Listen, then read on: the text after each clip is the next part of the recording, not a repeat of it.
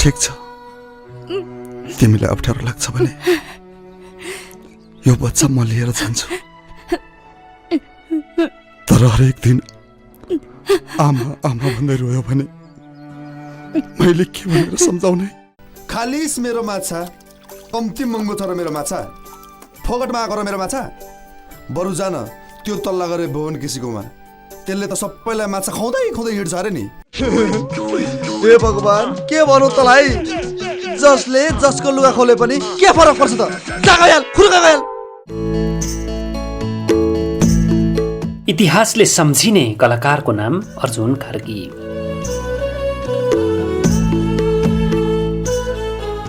मानिसको स्वभाव बडो अचम्मको हुन्छ। यो स्वभाव नै सायद उसको व्यक्तिगत चिनारी अथवा पहिचान पनि हो। कसैको स्वभाव जिद्दी हुन्छ, कसैको शान्त, कसैको सन्तुष्ट स्वभाव हुन्छ, कसैको असन्तुष्ट। कोही हुन्छन् आफूले चिताएको कुनै पनि काम ज्यान फालेर भए पनि गर्ने, कोही हुन्छन् अवरोध आयो भने बिचैमा छोडेर अर्को काम गर्ने, कोही हुन्छन् काम गर्ने तर नतिजा जस्तो आए पनि ठिक मान्ने, तर कोही हुन्छन् आफूले गरेको कामको चाँडै र सकारात्मक नतिजा खोज्ने।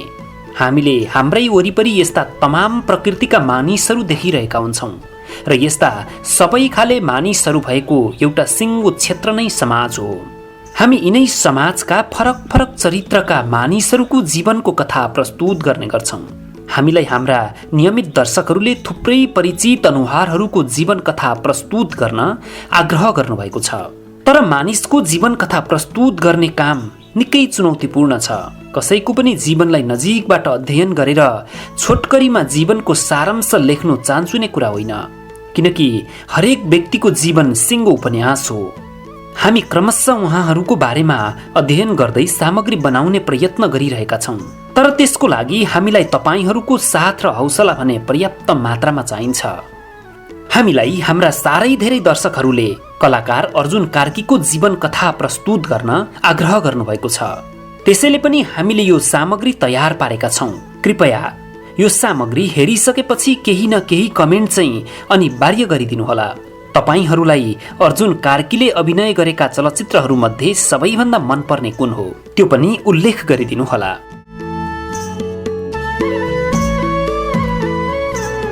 अर्जुन कार्कीले आफ्नो भागमा परेको जीवनको 4 दशक पार गरिसकेका छन्। उनको जन्म मोरङ जिल्लाको भाउन्नेमा भएको हो। भाउन्ने हाल राज्य पुनः संरचनापछि बेलबारी नगरपालिका वडा नम्बर 1 मा पर्छ। मध्यम वर्गीय परिवारमा जन्मिएका अर्जुन कार्कीले एसएलसी सम्मको पढाइ पनि मोरङको भाउन्नेबाटै पूरा गरेका हुन्। त्यसभन्दा माथिको अध्ययनका लागि उनी काठमाडौँ छिरेका हुन्। अर्जुन कार्की सानैदेखि आम बालबालिका भन्दा फरक थिए। उनी एकदमै चञ्चले, एकदमै झोक्की र निडर स्वभावका थिए। सानो छँदा उनलाई कुनै पनि काम गर्न सक्दैनस् भन्यो भने उनी त्यो काम जसरी पनि गरेरै छाड्थे। जस्तो कि उनलाई कुनै पनि रुखमा चढ्न सक्दैनस् भन्यो भने त्यो रुखमा उनी जसरी पनि चढेरै छाड्थे। सानैदेखि उनी खेल र अतिरिक्त क्रियाकलाप भनेपछि हुरुक्कै हुन्थे। आफूले पनि खुब रमाइलो गर्नुपर्ने, अरूलाई पनि खुब रमाइलो गराइरहनु पर्ने। गाउँघरमा कतै नाचगान छ भने उनले त्यहाँ जानै पर्थ्यो। घरबाट बिदा पाएनन् भने भागेर पनि जान्थे। उनको बच्चादेखिको एउटा स्वभाव के थियो भने उनी कुनै पनि काम अरूले गरेको तरिकाले नगरेर फरक फरक तरिकाले गर्न चाहन्थे। यो नै उनको खास विशेषता हो। विद्यालय उमेरदेखि नै उनी विभिन्न साङ्गीतिक तथा सांस्कृतिक कार्यक्रमहरूमा सहभागी हुन्थे। विद्यालयमा नाटक गर्ने, सडक नाटकहरू गर्ने गर्थे। सानो छँदा उनलाई पछि गएर कलाकार बन्छु, हिरो नै बन्छु भन्ने थिएन, तर कलाकारिता प्रति लगाव भने साह्रै धेरै थियो। त्यो भन्दा पनि ज्यादा उनी खेल क्षेत्रप्रति आकर्षित थिए। एसएलसी सकेर उनी 50 को दशकको सुरुतिर काठमाडौँ हानिए। काठमाडौँ जानुको उद्देश्य त पढाइको थियो, तर उनी खेलाडी बन्न चाहन्थे। उनी कराते सिक्न थाले। उनी भन्छन्, मेरो स्वभाव उही थियो, खेलमा पनि उद्दण्ड, नहुने काम गर्नुपर्ने। खेलप्रति उनको लगाव र मेहनत यति बढेर गयो कि उनी छोटो समयमै राष्ट्रिय खेलाडी बने। उनी कराते मात्र होइन, उसुका पनि खेलाडी हुन्। उनीहरूको समूहले नै हो पहिलो पटक नेपालमा रेस्लिङ भित्र्याएको पनि हो। प्रेममा बौलाएकाहरू यसै भन्ने गर्छन्, तर प्रेमलाई जीवनमा बदल्न नसकेपछि थाहा पाउनेछन् कि प्रेम कति कच्चा खेल हो।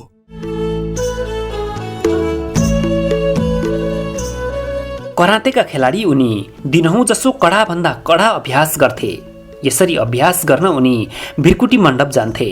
भृकुटी मण्डपमै अभ्यास गर्न आउँथे नेपालका चलचित्र उद्योगका चलेका द्वन्द निर्देशकहरू पनि।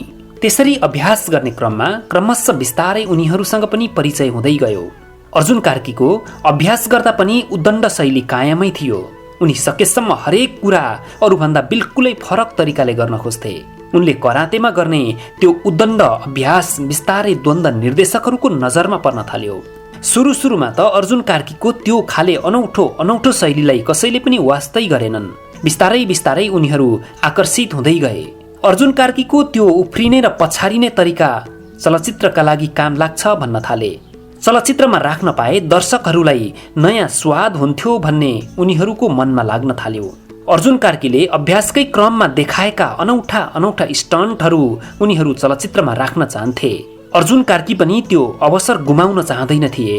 त्यसैले उनले 2055 सालमा सुटिङ भएर 2056 सालमा रिलिज भएको सफल निर्देशक नारायण पुरीले निर्देशन गरेको चलचित्र पापीमा सानो भूमिका निर्वाह गर्न पाए। सोही चलचित्रबाट उनी नेपाली चलचित्र उद्योगमा पदार्पण गरे।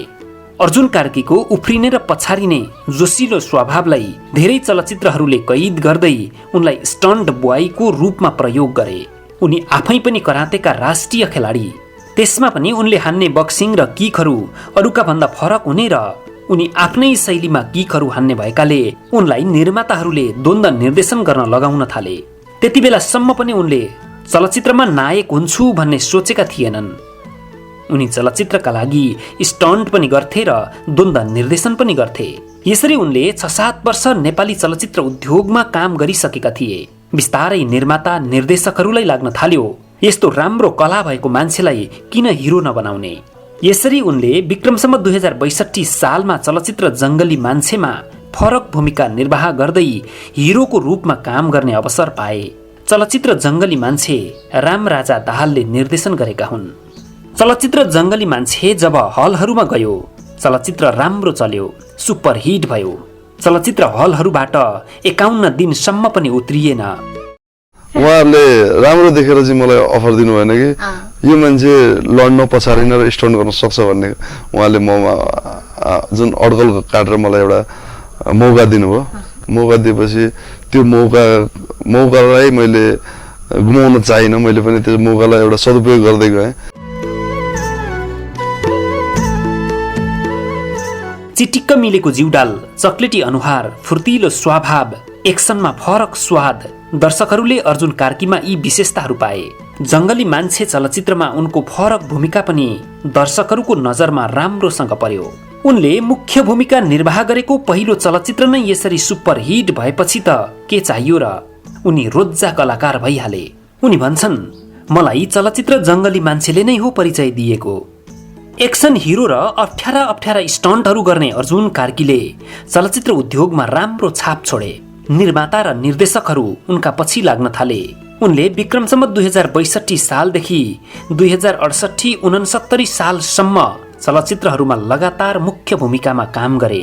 उनले गुण्डाराज, दोस्ती, फर्ज, कृष्ण बाबु, सपना, दिदी भाइ, लभ स्टोरी 2066, वरदान, दानवीर, टक्कर दुई मुटुको, महान, भगवान सबैको, धुम, बजार आदि गरेर 1.5 दर्जन भन्दा धेरै चलचित्रमा काम गरे। उनले अभिनय गरेका प्राय चलचित्रहरूले राम्रो व्यापार गर्न सफल भए। धेरै जसो त सुपरहिट नै भए। हालसम्ममा अर्जुन कार्कीले अभिनय गरेको अन्तिम चलचित्र बजार हो। बजार चलचित्र भन्दा पछि उनका अरू कुनै पनि चलचित्रहरू आएका छैनन्। 7-8 वर्षसम्म उनका नयाँ चलचित्र आएका छैनन्। उनलाई किन यसरी चलचित्र क्षेत्रबाट भाग्नु भएको भनेर प्रश्न गर्दा उनी भन्छन् म यस क्षेत्रबाट हारेर भागेको होइन, ब्रेक लिएको हुँ। केही नयाँ कामका साथ फेरि आउनेछु। तर उनले यसरी आउनेछु भन्न थालेको पनि लगभग 4-5 वर्ष भइसक्यो। एउटा कुरा धेरैलाई थाहा नहुन सक्छ। अहिले चलचित्र क्षेत्रमा निकै रुचाइएका कलाकार विपिन कार्की अर्जुन कार्कीका सहोदर भाइ हुन्। अहिले भाइको सफलतामा अर्जुन निकै खुसी छन्। उनी भन्छन् म आफै नै विपिनको फ्यान हुँ। उसको सफलतामा खुसी नहुने त कुरै भएन नि। सानैदेखि खतरासँग खेल्न रुचाउने अर्जुन कार्कीको परिचय यतिमा मात्रै सकिँदैन। उनी नेपाली चलचित्र उद्योगका यस्ता कलाकार हुन् जसलाई नेपालको इतिहासले कहिल्यै पनि बिर्सने छैन। अर्जुन कार्की सगरमाथाको सफल आरोहण गर्ने पहिलो कलाकार हुन्। अर्जुन कार्कीले सगरमाथाको सफल आरोहण त गरे, त्यसमा पनि श्री पशुपतिनाथ मन्दिरको जललाई घडामा हालेर पशुपति मन्दिरदेखि सगरमाथाको चुचुरोसम्म पैदल यात्रा पनि गरे। यो पनि एउटा ऐतिहासिक काम नै हो। नारी स्वतन्त्रताको कुरा गर्छौ भने सहरमा होइन, हाम्रा यी विकट गाउँहरूमा आएर यहाँका नारीको स्वतन्त्रताको बारेमा कुरा गर। थाहा छ तिमीहरूलाई हाम्रो गाउँको नारीहरूको अवस्था कस्तो छ भनेर? यदि स्वतन्त्र नै गराउँछौ भने गराऊ उनीहरूलाई, जो हाम्रो देशमा लाखौंको संख्यामा छन्। अर्जुन कार्कीलाई विद्यालयमा पढ्दा जब पहिलो पटक थाहा भयो कि सगरमाथाको चुचुरो नै संसारको सबैभन्दा अग्लो चुचुरो हो र तेन्जिङ नोर्गे शेर्पाले पहिलो पटक सगरमाथाको सफल आरोहण गरेका थिए, त्यसपछि उनलाई त्यो चुचुरोमा आफू पनि पुग्ने रहर जाग्न थाल्यो। उनलाई म कुनै दिन सगरमाथाको चुचुरोमा पुगेरै छोड्छु भन्ने लागिरहन्थ्यो, तर त्यो कुरा उनले कसैलाई पनि भनेका थिएनन्। भनेर पनि हुनेवाला केही थिएन। बिस्तारै उनले बुझ्दै गए सगरमाथा चढ्नु सजिलो रहेनछ, धेरै कुराको बन्दोबस्त गर्नुपर्ने रहेछ, त्यसको लागि आर्थिक कुराको पनि राम्रो बन्दोबस्त हुनुपर्ने रहेछ। अर्जुन कार्की खेल क्षेत्रमा र कला क्षेत्रमा लागिरहेकै बेला पनि सगरमाथा आरोहणको लागि आफ्नो मानसिक र अन्य तयारी गरिरहेकै हुन्थे, तर त्यो कुरा उनले कसैलाई पनि भन्दैनथे। धेरै वर्षको मानसिक तयारी, केही वर्षको अन्य तयारी र 2 महिनाभन्दा धेरै हिमाली शेर्पाहरूसँगको अभ्यास, आफ्नो पनि कडा मेहनतले उनी नेपालको राष्ट्रिय झण्डा, चलचित्र विकास बोर्डको झण्डा र पशुपतिनाथको जल सहित विक्रमसम्म 2070 साल जेठ 6 गते सोमबार बिहान 7:30 जाँदा सगरमाथाको आरोहण गर्न सफल भए। यो सँगै नेपाली कलाकारिता जगतले एउटा इतिहास बनायो। नेपाल चलचित्र विकास बोर्डको झण्डा विश्वकै सर्वोच्च शिखर सगरमाथामा फरफरायो। अर्जुन कार्कीले सर्वोच्च शिखर सगरमाथाको सफल आरोहण त गरे नै, तर त्योभन्दा अर्को कसैले नगरेको नयाँ काम पनि उनले गरे। त्यो के भने उनले सगरमाथाको चुचुरोमा 1 मिनेट शीर्षासन गरेर उभिए। उनले सगरमाथा पुगेर आफ्नो शिरले हिउँमा टेकेर 1 मिनेट खुट्टा माथि पारेर उभिए। हुन त यसो गर्न उनलाई उनका सल्लाहकार अनुभवी शेर्पाहरूले अनुमति दिएका थिएनन्। उनीहरूले अर्जुन कार्कीलाई भने, मुटुदेखि माथिको भाग तल पर्ने बित्तिकै 81 शरीरको तापक्रम घट्छ, त्यसो हुँदा शरीरको तापक्रम र रक्त सञ्चारमा प्रभाव पर्न गई मस्तिष्कमा रगत जम्न सक्छ। तर सल्लाहकारहरूले त्यसो भन्दा उनले भनेका थिए, यदि त्यसो हो भने मैले शीर्षासन गर्दा मरे भने संसारकै अग्लो ठाउँमा आएर कर्म गर्दा गर्दै मर्ने सौभाग्य पाउनेछु, म गर्छु। उनले गरे, सफल पनि भए।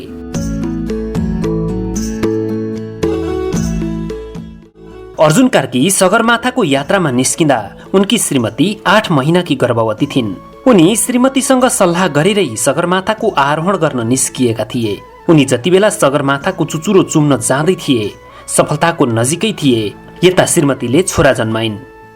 सगरमाथा आरोहण गर्ने हजारौं साहसी महिला पुरुषहरूले ज्यान गुमाइसकेका छन्। सगरमाथाको आरोहण गर्छु भनेर सोच्न थाल्ने बित्तिकै जीवन र मृत्युलाई एक हातमा बराबरी लिएर सोही सम्भावना छ भन्ने सोच्नुपर्छ। म त्यसलाई स्वीकार्छु भन्ने हिम्मत गर्नुपर्छ। संसारका अरबौं मानिसहरू मध्ये केहीले मात्र यो हिम्मत गरिरहेका छन्। हामीले अर्जुन कार्कीका चलचित्रका कुरा र सगरमाथा आरोहणका कुरा गर्यौं। यति धेरै साहसी कामहरू गरिरहँदा अर्जुन कार्कीले कस्ता कस्ता चुनौतीहरूको सामना गर्नु पर्यो होला भन्ने प्रश्नहरू पनि उठ्न सक्छन्। कुनै पनि मान्छे साहसी हुनका लागि उसले अवश्य पनि खतराहरूसँग खेलेको हुनुपर्छ। कसैले म साहसी छु भनेको भरमा कोही पनि साहसी हुँदैन। अर्जुन कार्की साहसी कलाकार हुन् भन्ने कुराको प्रमाणित पनि भइसकेको छ। उनले कस्ता कस्ता खतरासँग खेले भन्ने कुरा पनि आइसके। यस्ता चुनौतीहरूसँग खेल्दा उनले मृत्यु पनि नजिकैबाट धेरै पटक देखेका छन्। चलचित्रका लागि स्टन्ट गर्दा धेरै पटक बेहोस भएका छन्। बम ब्लास्ट गर्दा नाक, मुख र आँखा टालिएका छन्। घाइते भएर अस्पताल बस्नु परेका क्षणहरू पनि छन्। कोठा भाडामा बस्नुपर्ने, कहिलेकाहीँ सुटिङ सकेर आधा रातमा घर आइपुग्दा गेट नखोलिने, रातभर बाहिरै घुमेर बिताएका समयहरू पनि छन्। तर उनी भन्छन्, ती क्षणहरू जसरी आए त्यसरी नै भोगियो। साह्रै ठुलो दुःख भोग्दैछु, कष्ट भो, गाह्रो भो भन्ने नै लागेन। तिनीहरूलाई नै रमाइलोको रूपमा लिए। सगरमाथा यात्रामा भएको जीवन मृत्युको खेल आफ्नै छ। माथि जाँदै गर्दा उनीहरू एक ठाउँमा 3 घण्टा बस्नुपर्ने हुन्थ्यो, तर मौसम अनुकूल नभएकाले एकै ठाउँमा 30 घण्टा बस्नु पर्यो। अर्जुन सम्झन्छन् धेरै समय एकै ठाउँ बस्नु परेपछि खुट्टाका औँला गए।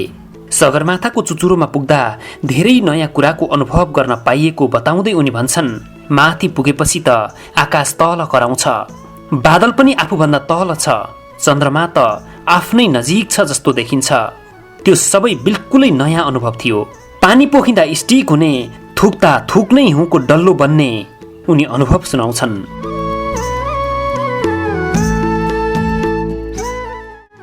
सगरमाथाको चुचुरोमा पुग्ने रहर पूरा भएपछि उनी तल फर्किने तयारीमा थिए। गाइड अघि लागे, अर्जुन उनलाई पछ्याउँदै झरे। जब अर्जुन डेथ जोनमा आइपुगे त्यहाँ उनको अक्सिजन सकियो, तनाव भयो।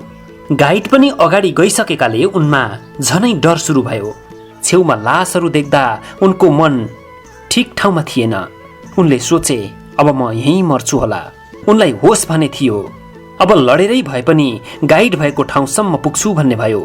उनी गम्र्याङ गुम्रुङ तल झरे, तर गाइडलाई भेटेनन्। गाइडलाई नभेटेपछि शिथिल भएर हिउँमा लडिरहेका थिए। 2-3 जनाले नाघेर गए, तर चौथो व्यक्तिले अर्जुनलाई सहयोग गरे। उनले अर्जुनलाई अक्सिजन दिए। उनी भन्छन्, बाँच्नका लागि कति सङ्घर्ष र दुःख गर्नुपर्छ मैले त्यहाँ थाहा पाएँ। जब उनी बेस क्याम्पमा आइपुगे ठुलो श्वास लिएर मनमनै सोचे, सगरमाथा चढेर बाँचे पनि। अर्जुन कार्कीले पशुपतिदेखि सगरमाथाको चुचुरोको पैदल यात्रा सके। उनले यो यात्रा समापन गर्दा खुट्टाका 2टा औँला पनि गुमाए। घर फर्केपछि उनी पुरै 2 वर्ष बेड रेस्टमा परे। सगरमाथा आरोहण गर्ने पहिलो कलाकार अर्जुन कार्की हुन्। पहिलो महिला कलाकार भने निशा अधिकारी हुन्। निशा अधिकारी भन्दा अर्जुन कार्की 1 दिन पहिला सगरमाथाको चुचुरोमा पुगेका हुन्। हुन त सगरमाथा चढ्ने प्रसङ्गलाई लिएर अनुमति नलिएका आदि लगायतका केही आलोचनाहरू पनि त्यो बेला नआएका होइनन्। तर पनि ती कुरा ऐतिहासिक कुरा होइनन्। ऐतिहासिक कुरा ती हुन् जसलाई इतिहासले सम्झनेछ। एक्सन हिरोको रूपमा चलचित्र उद्योगमा छिरेका अर्जुन कार्कीको आफ्नै पहिचान छ, तर बजार चलचित्रपछि उनका नयाँ चलचित्रहरू आएका छैनन्। अझ भनौं, उनले कुनै पनि चलचित्रमा काम नै गरेका छैनन्। बरु चलचित्र भन्दा बिल्कुलै फरक होटल व्यवसायमा लागेका छन्। उनले झापाको दमक र सुनसरीको इटहरीमा थकाली होटल सञ्चालन गरेका छन्। अर्जुन कार्कीका दर्शक र प्रशंसक भने उनलाई होटल व्यवसायीको रूपमा होइन, पहिले जस्तै हिरोको रूपमा हेर्न चाहन्छन्। सुरुदेखि नै खासै सञ्चार माध्यममा आउन नचाहने अर्जुन कार्कीलाई चाँडै नै चलचित्रको पर्दामा देख्न पाइयोस्। हाम्रो तर्फबाट पनि हार्दिक शुभकामना।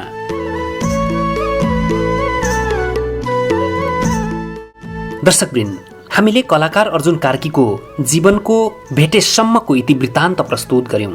हामीलाई अर्जुन कार्कीको जीवन कथा प्रस्तुत गर्न साह्रै धेरै दर्शकहरूले आग्रह गर्नुभएको थियो। त्यसैले पनि हामीले अर्जुन कार्कीको बारेमा यो सामग्री तयार पारेका हौं। आदरणीय दर्शकवृन्द, यो सामग्री हेरिसकेपछि तपाईहरूलाई कस्तो लाग्यो?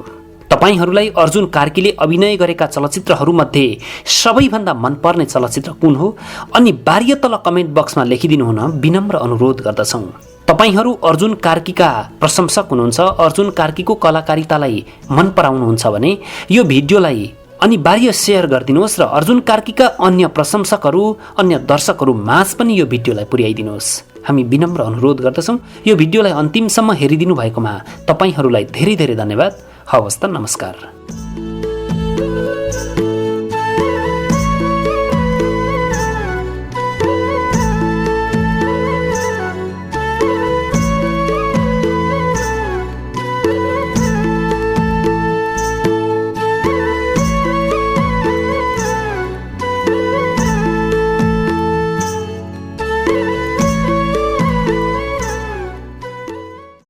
शब्दहरूको जादुमा मनोरञ्जनको सङ्गम, थलैचा इन्टरटेनमेन्ट।